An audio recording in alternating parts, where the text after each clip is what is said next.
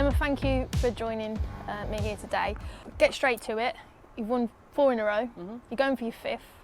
How difficult is it to win consistently in the manner that, and how have you done it? I don't think people realise how hard it is. You know, the staying at the top is simply the hardest thing to do in football, in anything in life.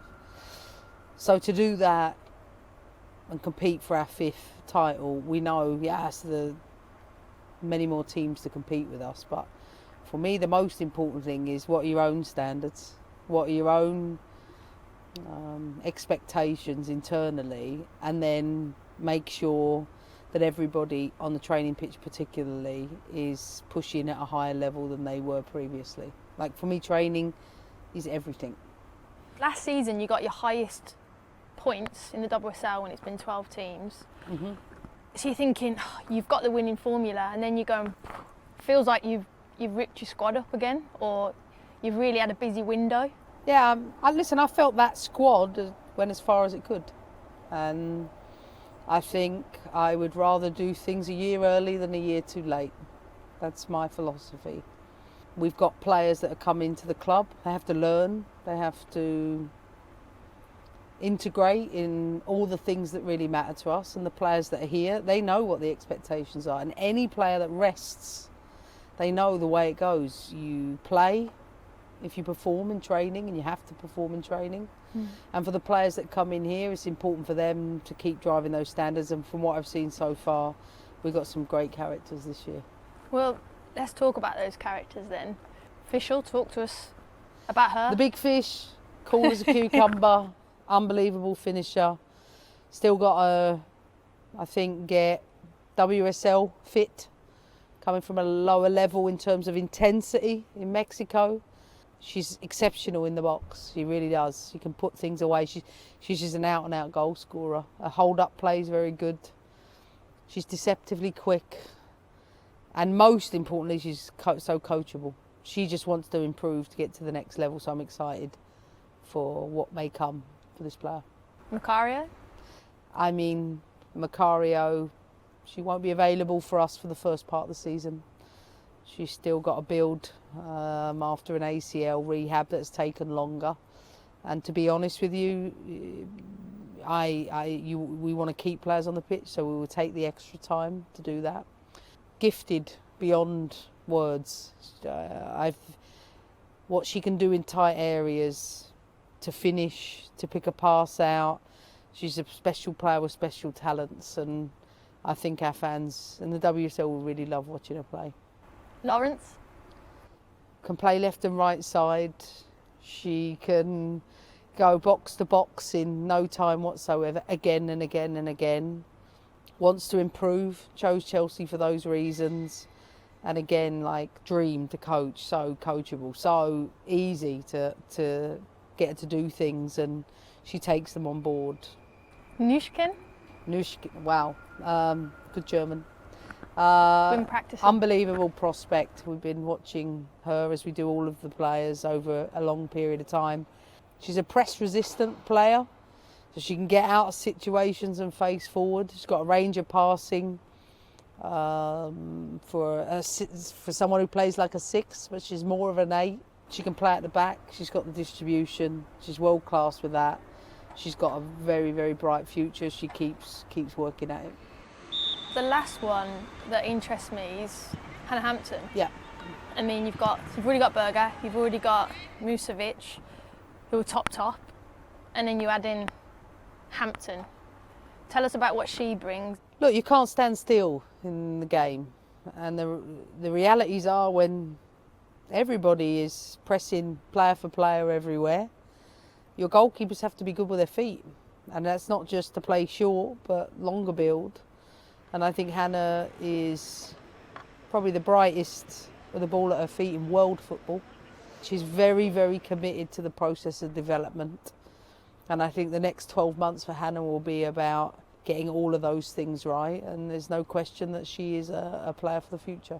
So definitely one, get her in the environment, fit her in, work, develop, and might not have game time as much. Yeah, exactly. And she understands that. She wants that.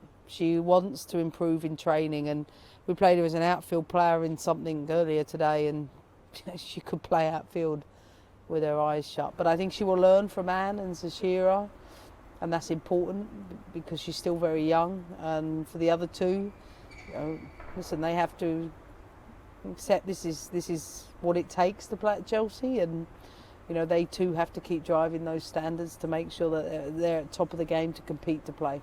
Are you worried or concerned about those players coming in and fitting into your culture? No, I mean, listen, we do a lot of work in the background about who we bring in, the type of people we bring in, but most importantly, it's about giving them the support once they get in. You have to periodise everything around them so that they get all the support on the pitch, off the pitch, and I think give each and every one the opportunity to be the best versions of themselves is something I care about. No one size fits all. I think one of the big things I want to do this year is educate each of the team about some of the struggles that each of them might have, so that sometimes we can maybe help with that.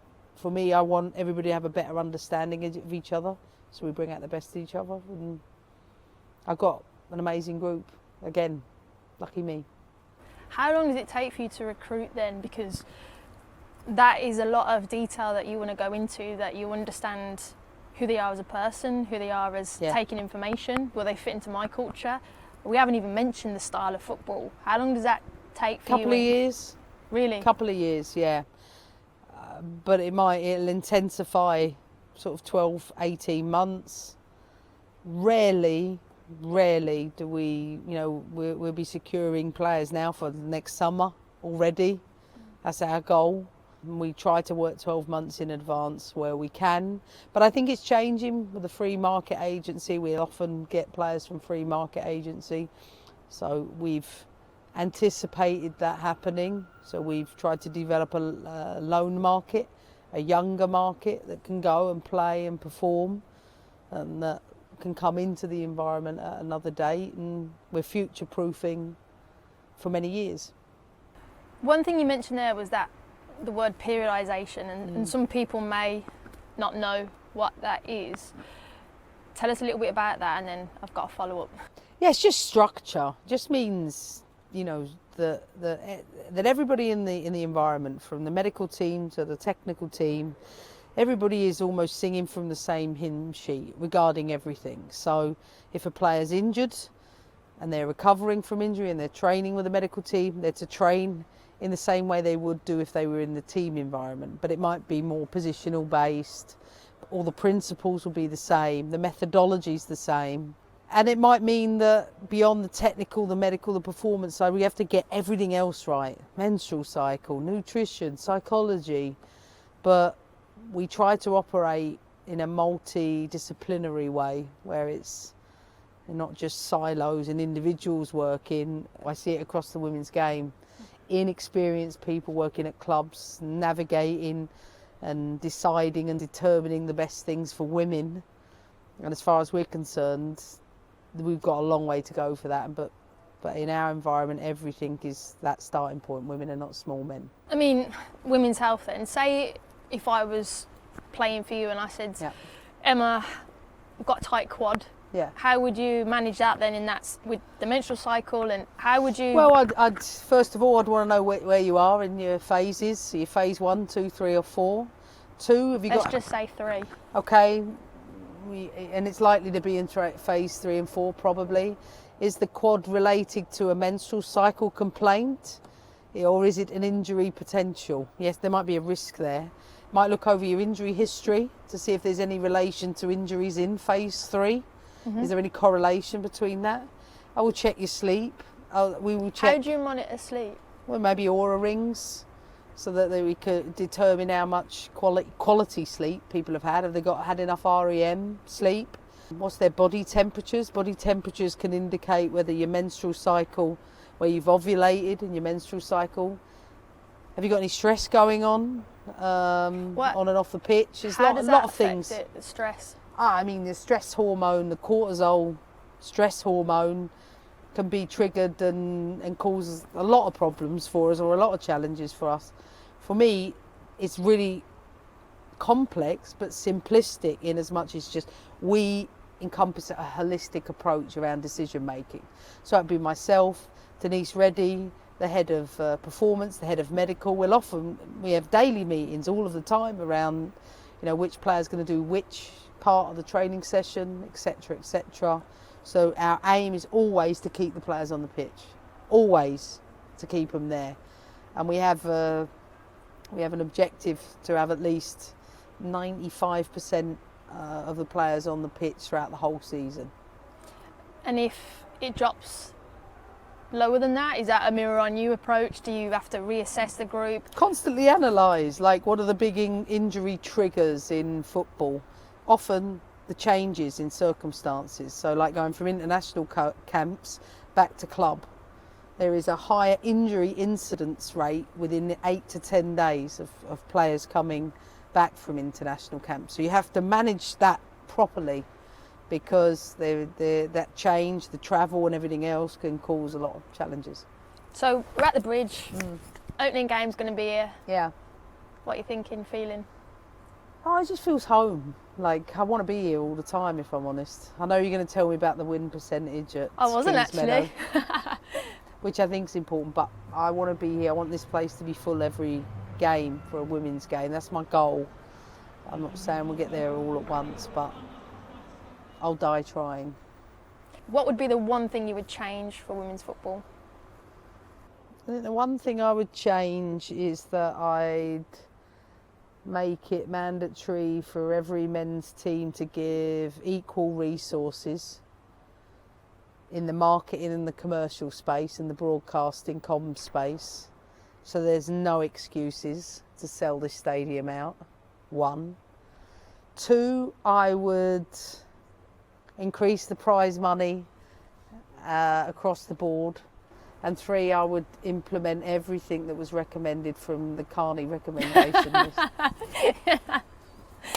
I think we'll end on that then. No. What would be the one thing you'd keep though? Our interactions with the fans. That's a great one, isn't it? Definitely. I think you can see it's getting more challenging, but I want to find a way that we can keep that.